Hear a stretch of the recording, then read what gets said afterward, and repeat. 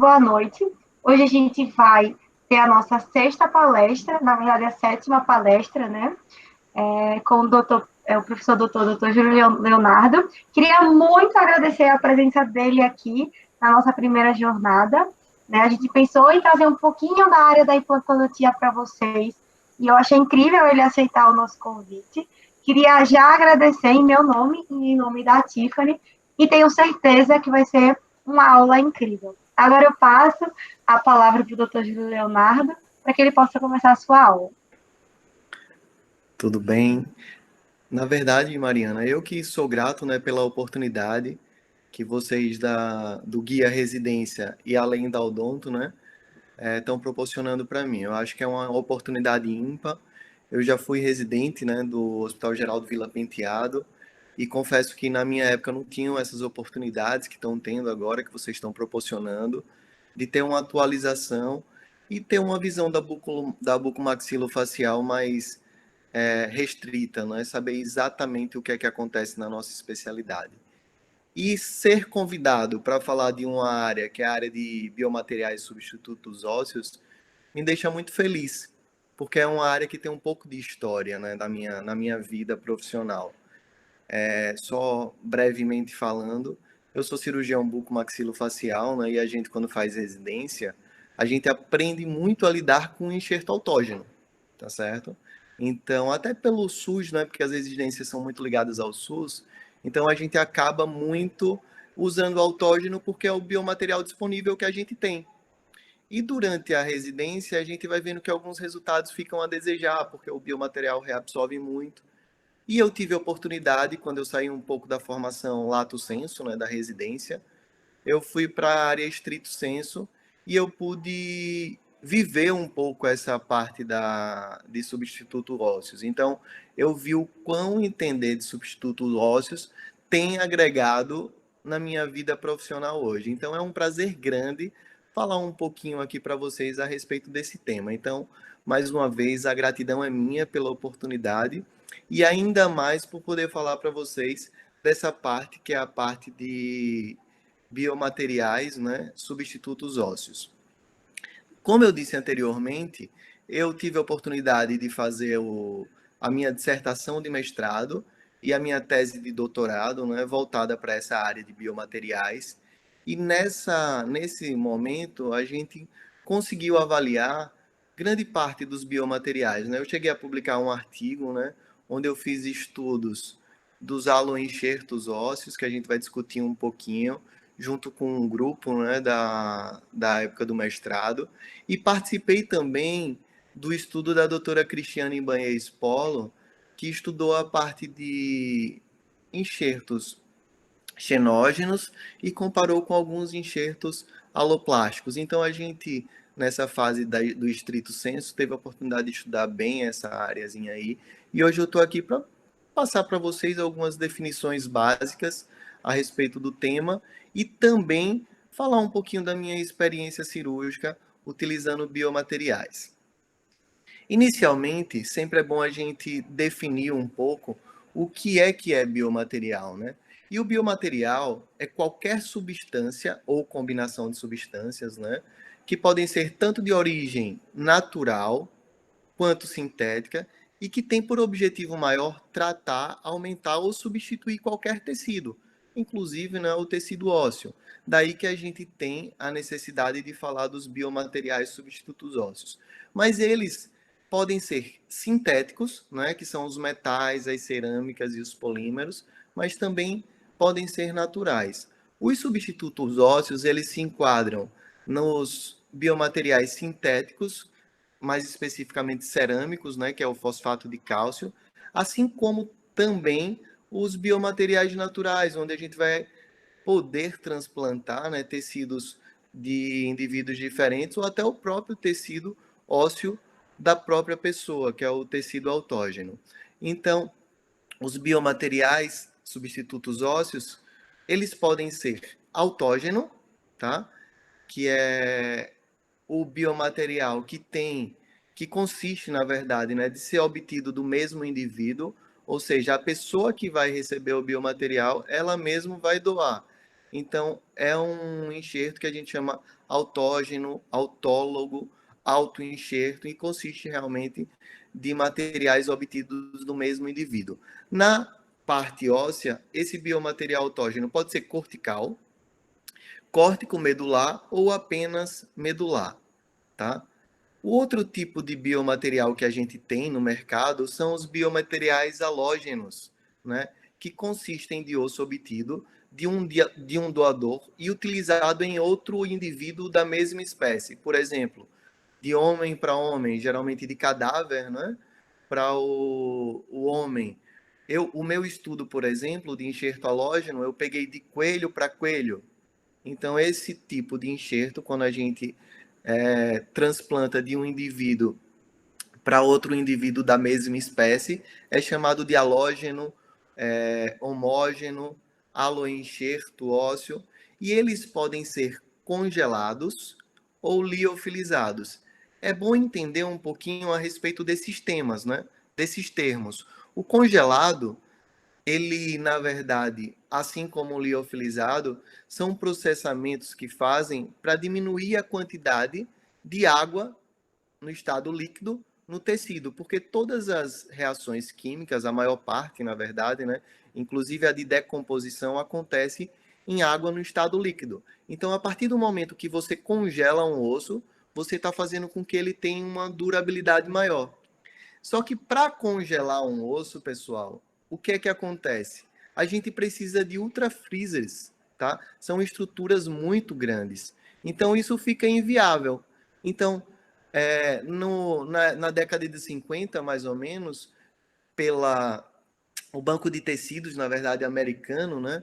Ele observou que estava impossível na época, por causa da guerra, armazenar tanto osso, e eles precisavam outro tipo de processamento que não fosse o congelamento.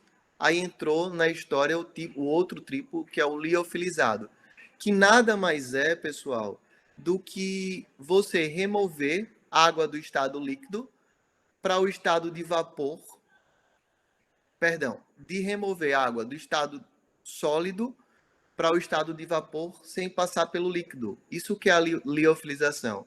É a remoção de água por sublimação. E a partir daí não necessita mais de tanto critério para armazenar, porque ele vai virar pó, tá bom? E esse liofilizado ele pode ser mineralizado ou desmineralizado. Então, em suma, nós podemos ter um osso halógeno congelado, ou liofilizado mineralizado, ou liofilizado desmineralizado. Outro tipo de biomaterial é o biomaterial xenógeno. Esse consiste, né, de osso ou mineral ósseo obtido de um doador e utilizado em outro indivíduo de espécie diferente. Olhem só, o halógeno é entre indivíduos da mesma espécie, já o xenógeno, xenoenxerto, é heterógeno, ele é entre indivíduos de espécies diferentes, tá bom? Os que a gente utiliza mais são os enxertos de origem animal, xenógeno, né? Mais especificamente o osso bovino, que a gente tem utilizado mais corriqueiramente. E por fim, ainda nessa classificação, a gente tem os enxertos, os biomateriais substitutos ósseos aloplásticos, que podem ser os fosfatos de cálcio, né, os polímeros, e os vidrobioativos. Mais especificamente hoje, a gente utiliza mais os fosfatos de cálcio, tá bom? E o que são os biomateriais aloplásticos? São aqueles que são produzidos e sintetizados em laboratório, tá?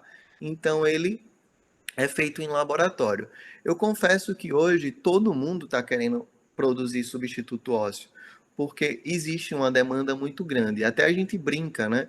Que osso comprado é mais caro do que ouro. Então é melhor produzir osso do que vender ouro, tá bom? Então, resumindo essa classificaçãozinha dos tipos de biomateriais substitutos ósseos, a gente tem o autógeno, o halógeno, o xenógeno e o aloplástico, tá certo?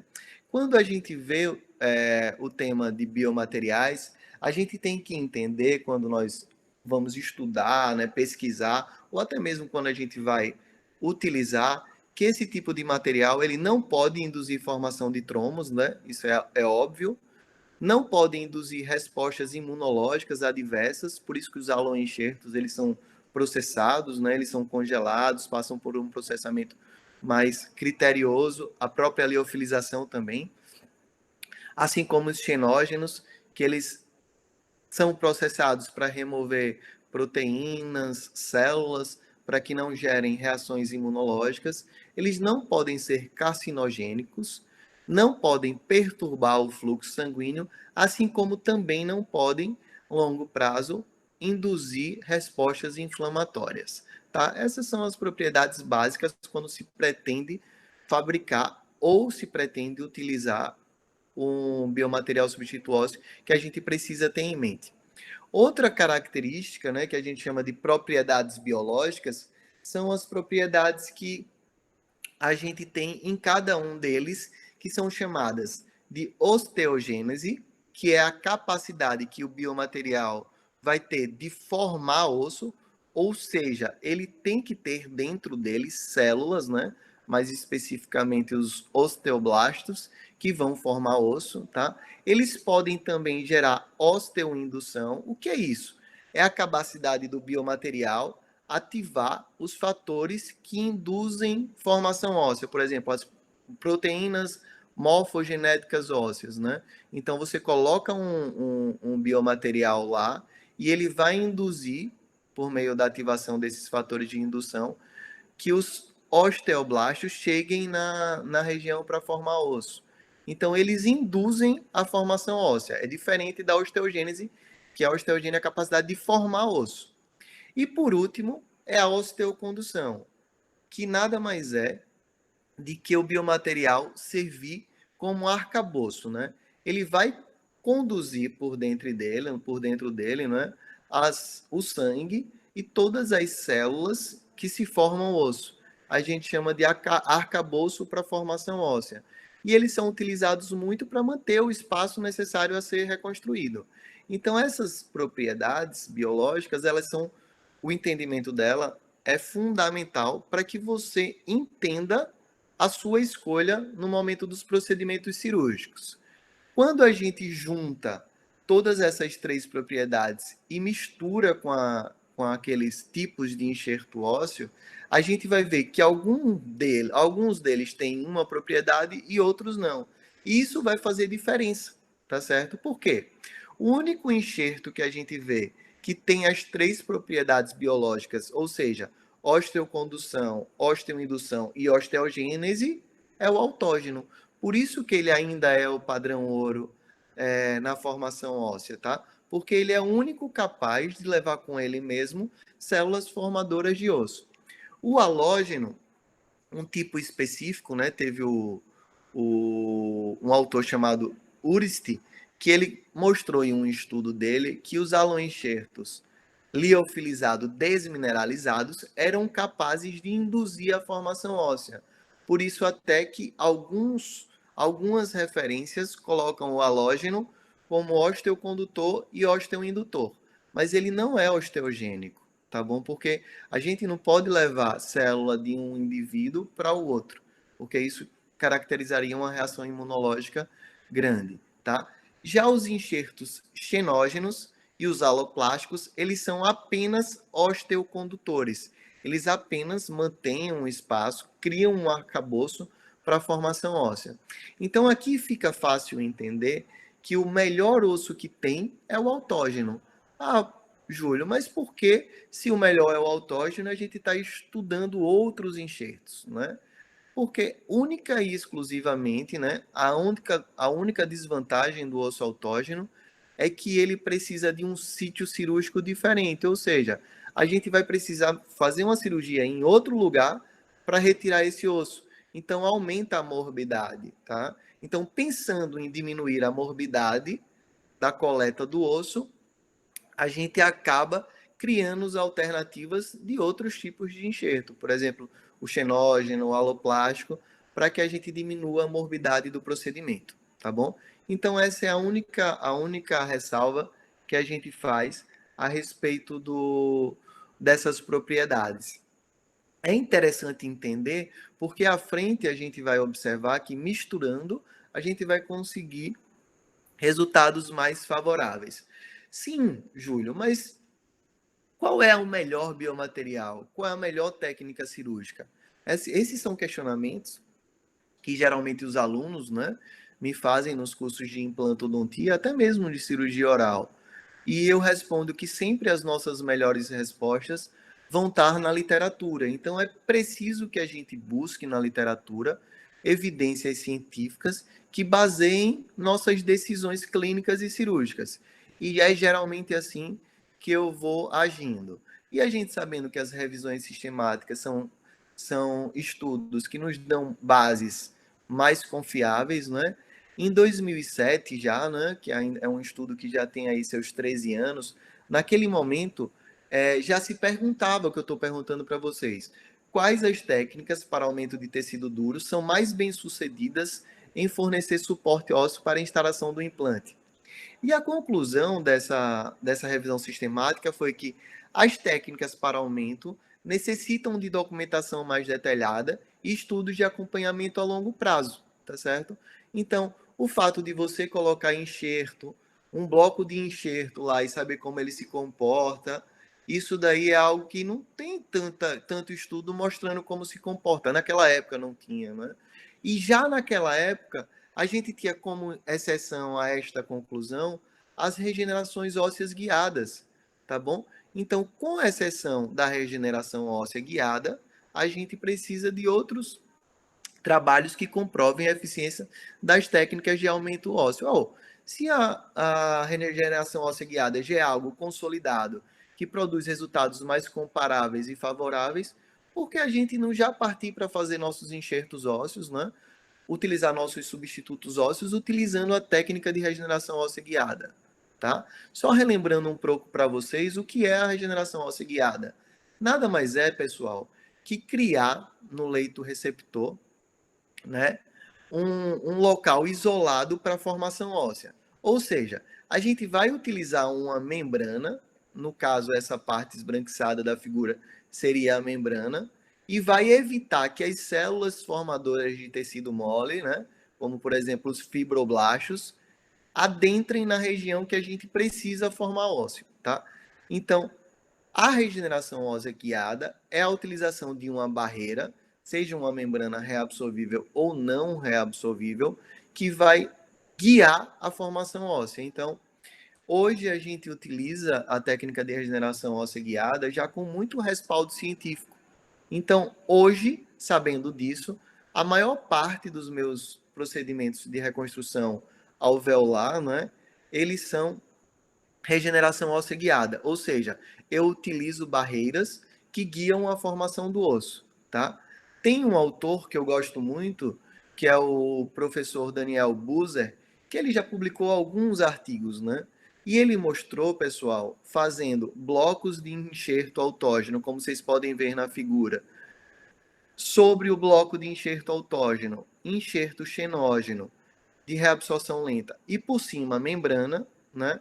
Ele fez um estudo, uma série de casos e observou, né, concluiu que quando se faz esse tipo de procedimento, né, a combinação do bloco de enxerto autógeno e o enxerto xenógeno coberto por uma membrana favorece o ganho ósseo horizontal em pacientes edêntulos faciais, com alta taxa de sucesso e alta previsibilidade. Então, isso por si só já me chama a atenção para que eu possa pensar em fazer isso. Ou eu sou um cirurgião bucomaxilofacial que tem uma formação suficiente para remover meus blocos de enxerto autógeno. Mas eu notava na residência que esses blocos eles reabsorviam muito. O que é que eu preciso fazer para ter menor taxa de reabsorção? Então, o Daniel Buser aqui, né, falou que quando a gente associa o enxerto xenógeno e a membrana, a gente tem uma previsibilidade maior no ganho de espessura. Chega até ganhar 4,6 milímetros em média de osso. Ele falou também que o procedimento e o período de cicatrização, né, foram caracterizados por baixa taxa de complicação. E que nos casos onde tinham a deiscência do tecido mole, de sutura, não se observou processos infecciosos. Então, eu tenho um procedimento, né, que ele forma mais osso, torna mais previsível a reconstrução e ainda assim tem uma taxa de complicação baixa. Porque eu não vou utilizar, né? E a última conclusão dele foi que a técnica cirúrgica, utilizando membrana de colágeno, é mais simples do que utilizando a membrana de EPTFE, né? Que são as membranas não reabsorvíveis. Então, hoje, eu confesso para vocês, né, que eu, na minha rotina, tenho utilizado muito essa técnica de regeneração óssea, mesclando enxerto autógeno com enxerto xenógeno. Outros autores também já nos mostraram que a associação do enxerto autógeno com o xenógeno, né, que é o bovino desproteinizado, eles diminuem a reabsorção, que é algo que o enxerto autógeno puro tem. Então, todos esses estudos, como o do Buser, agora esse do Cordaro, tá? Assim como também essa revisão sistemática, já mostra para a gente que esses estudos, que esses enxertos, mesmo colocando os implantes no mesmo tempo cirúrgico ou em tempo cirúrgico diferente, né?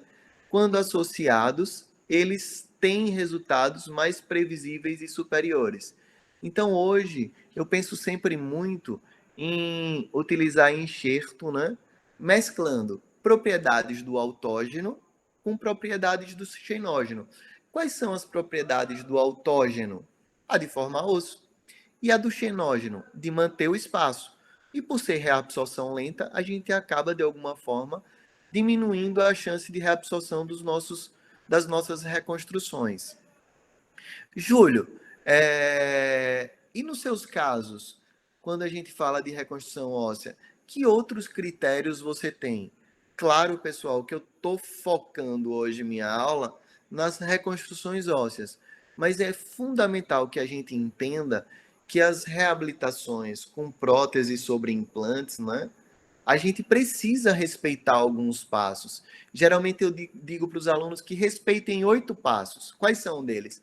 O diagnóstico, tá? Que vai vir pelo exame físico e também pelos exames complementares.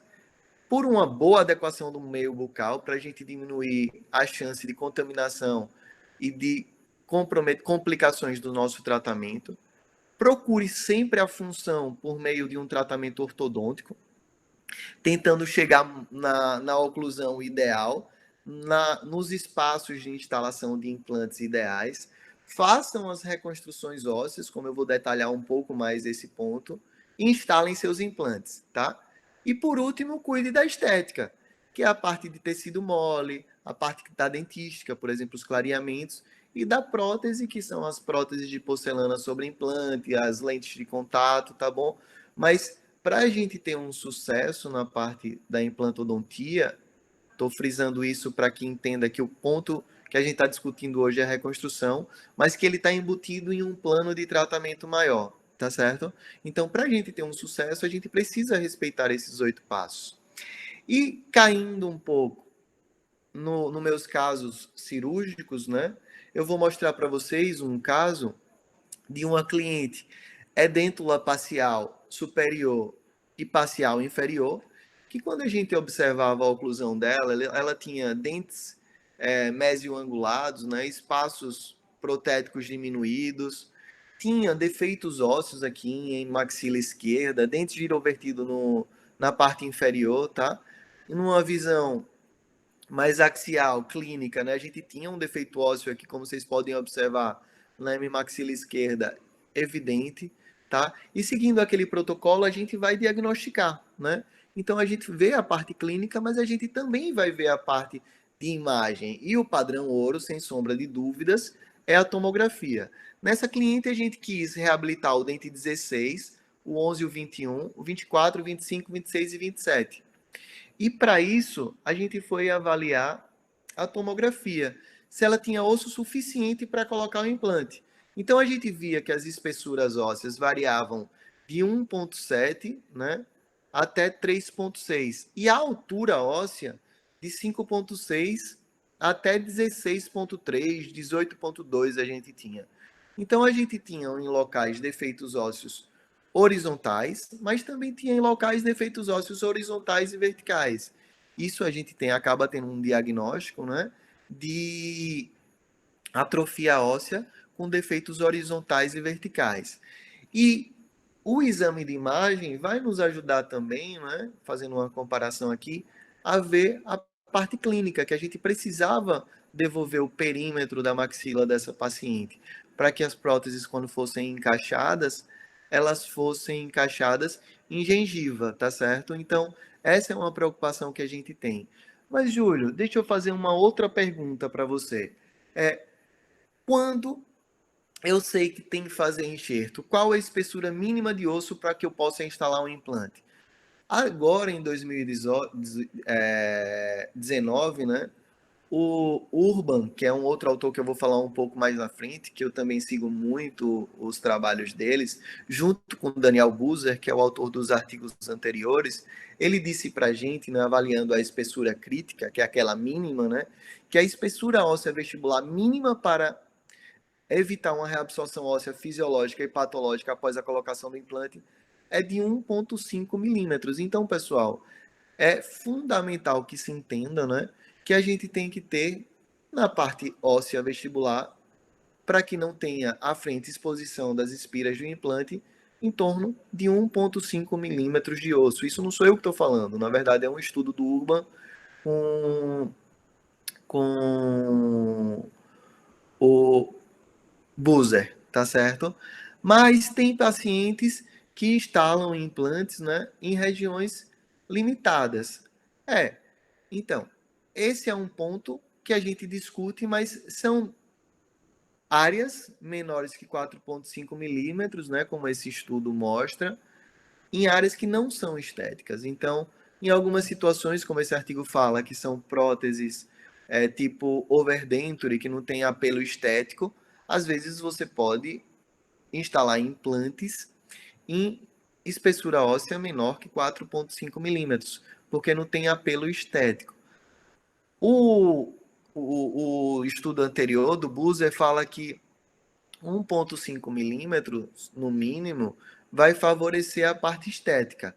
Mas espessuras menores, que não disponibilizem esse mínimo de espessura, que é 1,5, né? Eles não vão diminuir a sobrevida do implante. Por isso que esse autor fala que o implante teve sobrevida.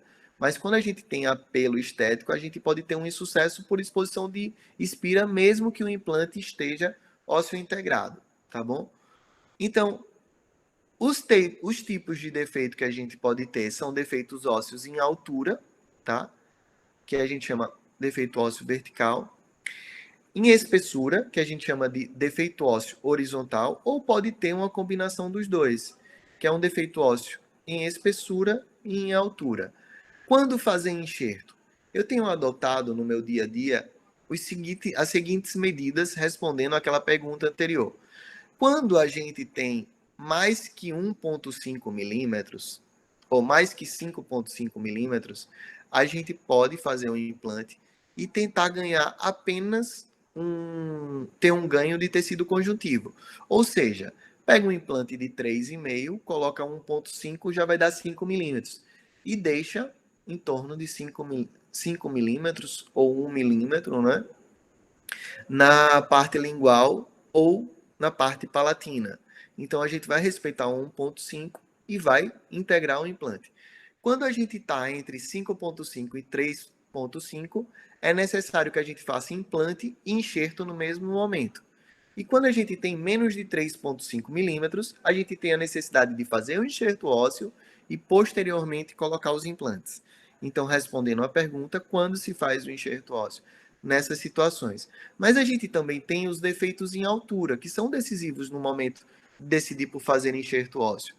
Então, quando a gente tem a possibilidade em região posterior de mandíbula, por exemplo, de usar implantes menores que 7 milímetros, quando a gente tiver osso menor que 7 milímetros, a gente pode utilizar os implantes curtos.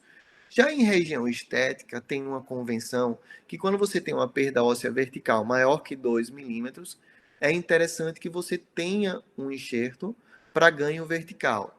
E na região dos seios maxilares, quando for menos de 5 milímetros, é preciso que faça um enxerto ósseo. Então, na parte de espessura e altura, geralmente eu sigo essas medidas, tá? Continuando o caso da nossa cliente, que eu falei agora há pouco, tá? A gente vai instalar os implantes nela, né? E eu vou percorrer esses 3 pontos. Ela está em tratamento ortodôntico no momento, já fez a elucidação do diagnóstico e adequação do meio bucal. Eu vou fazer a reconstrução óssea e a instalação dos implantes. Então, a área doadora dela foi a área do corpo e ramo de mandíbula, tá? Geralmente a gente pega o corpo e um pouquinho ainda do ramo.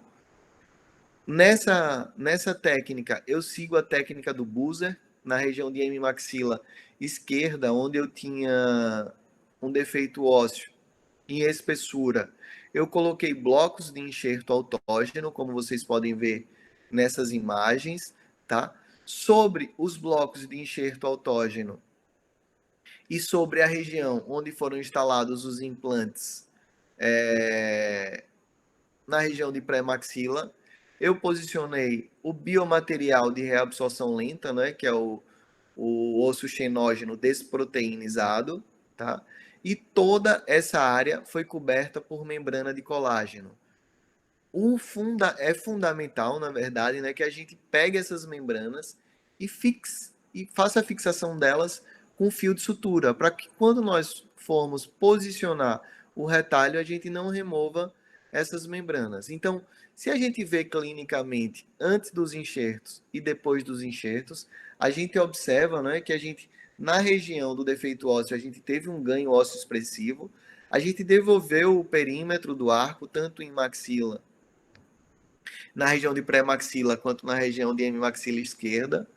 E essa paciente foi para a fase de integração do enxerto e ortodontia. Então, nesse momento, a gente precisa orientar o protesista, né, para que faça os desgastes da prótese e essas próteses não toquem na área enxertada, senão vai comprometer nosso enxerto. E após 7 meses, a gente vai avaliar o ganho ósseo. Então, a gente tinha áreas, como eu mostrei anteriormente, de 3,5 milímetros na parte mais inferior, embora no meio tinha menos, né? E foi para área de quase 8 milímetros de espessura óssea, 7 milímetros, 13 milímetros de altura, onde tinha 5, e assim a gente pôde colocar os nossos implantes após a reconstrução. Seguindo aqueles passos, quando colocou os provisórios, eu observei que ela tinha excesso de gengiva do lado direito, e ainda com os enxertos ficou um pouco deficiente quando colocou a prótese, e eu resolvi ir para o passo 6, que é a reconstrução de tecido mole, onde eu fiz um enxerto conjuntivo do lado esquerdo e uma gengivectomia com gengivoplastia do lado direito, para que a gente possa, né, incluir a reconstrução óssea e seguir os outros, reconstrução tecidual de tecido mole, desculpe, e seguir os outros passos. Então a gente sai de uma situação de um edentulismo parcial, com dentes sem oclusão, para uma situação onde os dentes estão em oclusão, né, e inseridos em gengiva. Então a área periimplantar tem tecido duro e tecido mole, né? Então a gente tem uma instalação de implante bem favorável. Tem situações um pouco mais complexas, né, do que essa, que a gente tem a necessidade de ter uma abordagem mais invasiva, com uma morbidade maior. Como, por exemplo, nesse caso específico. A gente tem aqui uma cliente que chegou para mim, né? A queixa dela principal é que esses implantes que estão saindo aqui na região de pré-maxila sempre fraturavam o pilar protético. Aí, quando a gente vai para a parte da tomografia, a gente vê que o colega que instalou o implante tentou instalar o implante no pilar canino e fazer uma overdenture. E isso estava sobrecarregando muito a parte dos pilares. Então, sempre eles fraturavam e a prótese não ficava presa. E eu decidi, nesse momento, né, fazer um tratamento, uma reconstrução óssea, em decorrência da escassez de osso, né? Na pré-maxila quase que ela tinha só o soalho da fossa nasal, e na região posterior de maxila só tinham as paredes, né, anteriores do seio maxilar e a parte mais inferior do seio maxilar. Não tinha osso para colocar implante, então eu propus fazer uma reconstrução óssea com ganhos horizontais e verticais, só que nesse momento eu optei por entrar com a ortopedia para remover uma parte da crista de ilíaco. E assim eu fiz.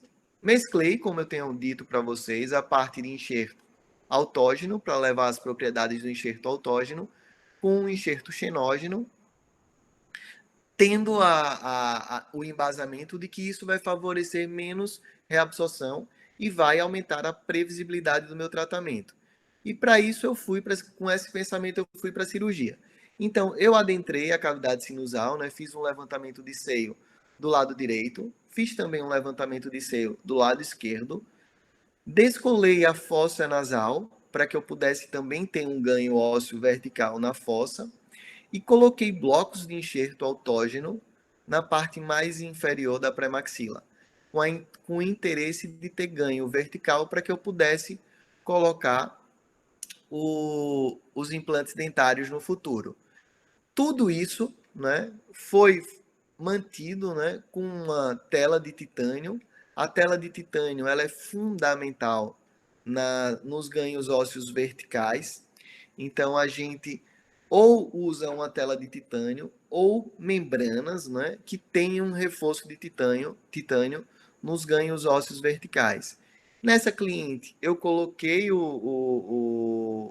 a tela de titânio, os blocos de enxerto autógeno, né, e cobri tudo para que ela tivesse essa reconstrução óssea vertical e horizontal. E fiz também a regeneração óssea guiada, ou seja, coloquei uma membrana, né, que guiasse a reconstrução óssea por baixo dela, que evitasse que células de tecido mole, por crescer mais rápido, né, adentrassem na área que eu gostaria de reconstruir.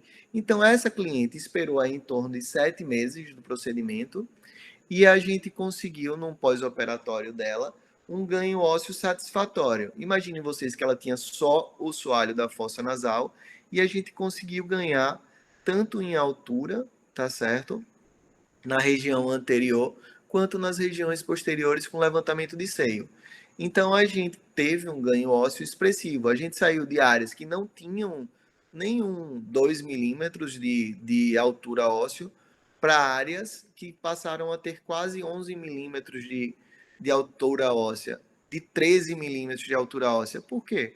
Porque foi feito um bloco na região do rebordo alveolar e uma reconstrução também, né, inlay, né, de preenchimento na fossa nasal e na região de seios maxilares para ganho vertical. Então a gente sai de um procedimento de uma paciente que tinha uma maxila extremamente atrófica para uma paciente que tem um rebordo novo. Então, quando a gente reabriu, a gente notou que tinha uma formação óssea até sobre a tela de titânio. Então, removemos os parafusos e instalamos 6 implantes. Então, essa paciente saiu dessa situação para 2 implantes que não estavam em osso, né? Eles estavam parcialmente osso integrados, para uma situação com osso suficiente para instalar 6 implantes e fazer uma prótese tipo protocolo. Então, a gente tem hoje esse pensamento a respeito das reconstruções ósseas. Mas como eu gosto sempre de estar me atualizando, hoje eu inseri também em algumas das minhas indicações uma nova técnica, né, que ela é preconizada pelo Steven Urban, tá? Que é a técnica da salsicha. Ele já publicou alguns artigos, aqui também é uma série de casos, e demonstrou, né, que os aumentos ósseos horizontais, eles, pela técnica dele, né, favorecem ganhos ósseos expressivos na região dos rebordos alveolares. Então, o Steven Urban tem feito muitos trabalhos a respeito da técnica da salsicha, e tinham me chamado a atenção porque os ganhos ósseos horizontais com enxerto em bloco, eles são limitados à quantidade da espessura do bloco. E pela técnica da salsicha, não, a gente consegue ganhar uma quantidade de osso maior do que se ganha com um bloco de enxerto de área doadora intraoral. Então isso me chamou a atenção, né? A minha necessidade de ganhar mais em espessura, e eu passei a colocar nos meus procedimentos essa técnica que é chamada de técnica da salsicha do Steven Urban, tá? Então vocês podem, como essa aula vai ficar gravada, pegar esses artigos, né? Se vocês precisarem, eu tenho todos eles. Vocês falam com a Mariana e eu encaminho para para ela, né? E isso daí vai fazer com que vocês adentrem mais mais profundamente nesse assunto. Mas, em suma, a gente consegue ganhos, né, que variam desde 5,68 e tem casos até que com ganhos de 10 milímetros de osso. Então, esses valores me chamaram a atenção. E alguns casos eu passei a fazer, né, mais recentemente, com a técnica da salsicha, como, por exemplo, essa maxila aqui, que seria uma maxila que talvez, né, em algum momento, a gente tivesse a necessidade de pegar várias áreas doadoras intraorais para reconstruir, ou até mesmo ilíaco.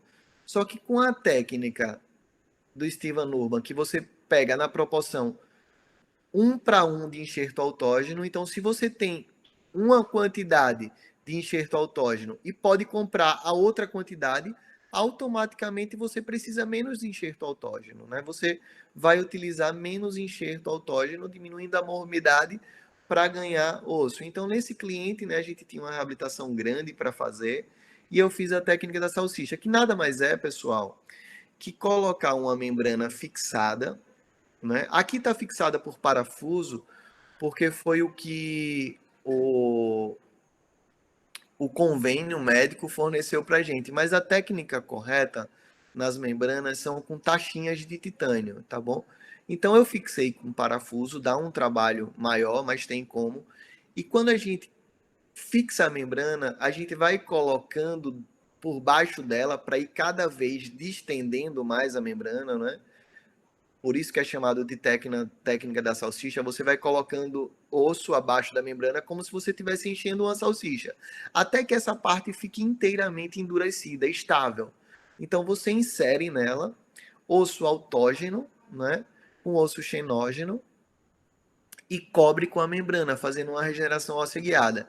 Nessa cliente eu fiz assim, e observem só como a gente devolveu o perímetro do arco após 7 meses.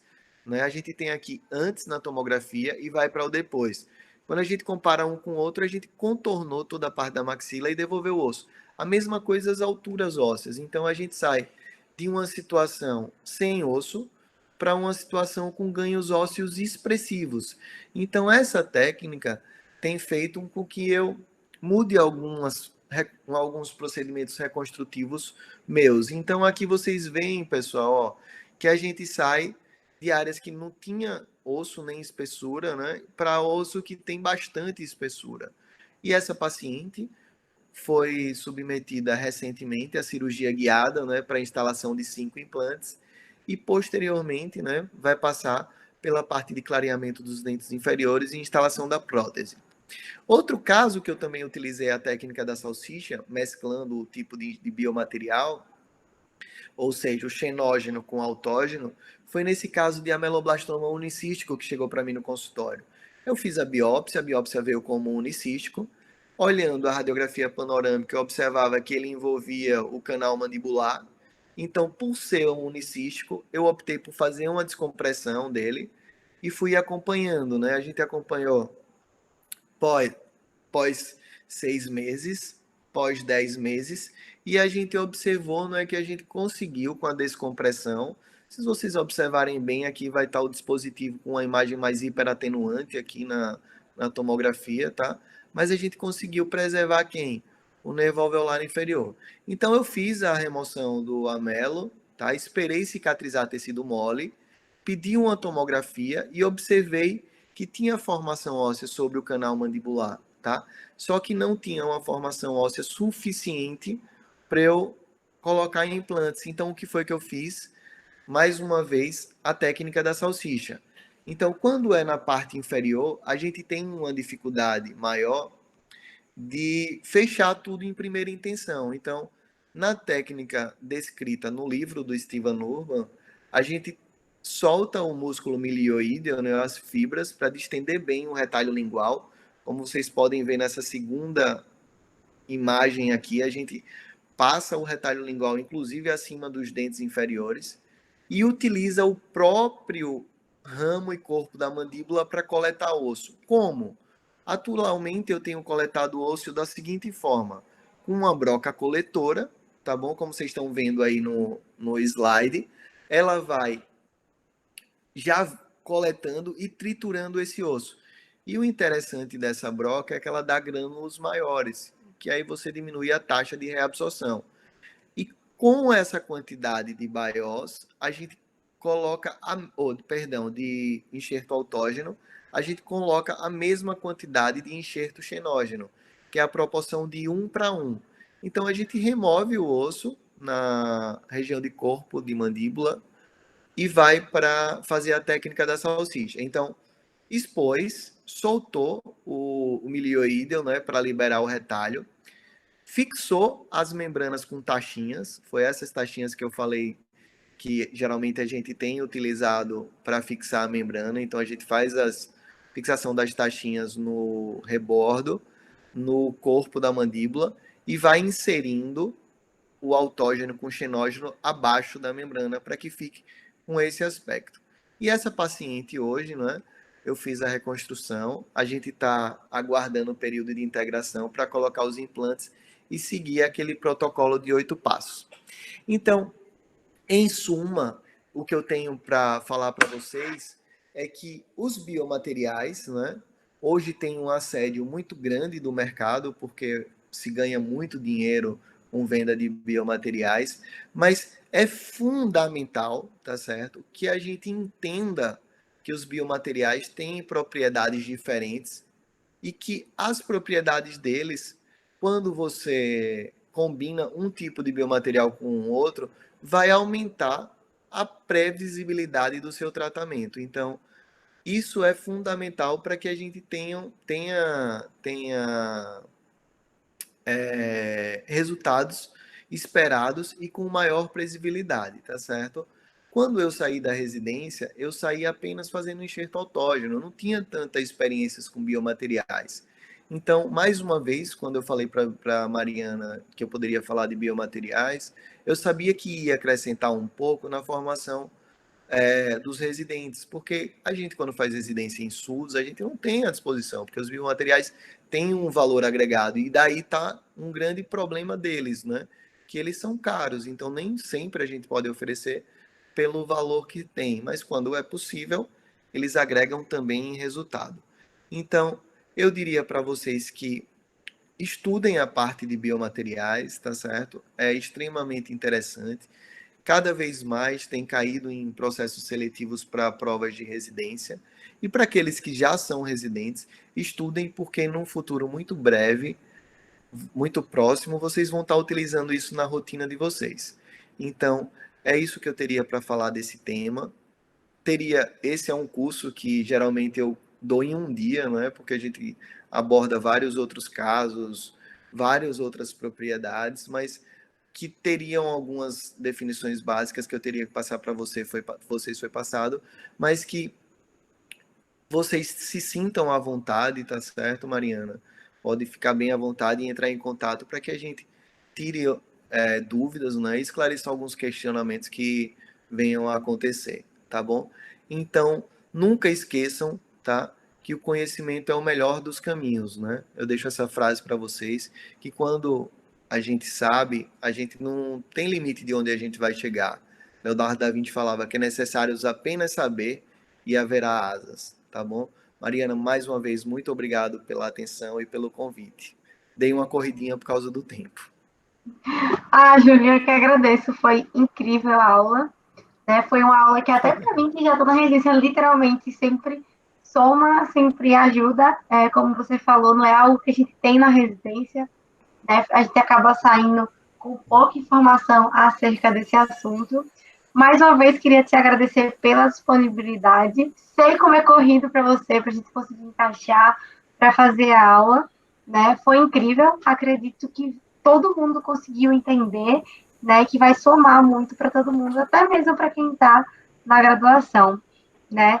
E hoje, dessa forma, a gente encerra a nossa sexta palestra da nossa jornada. E mais uma vez, obrigada ao Dr. Júlio. Eu que agradeço. Um abraço, Mariana. Uhum.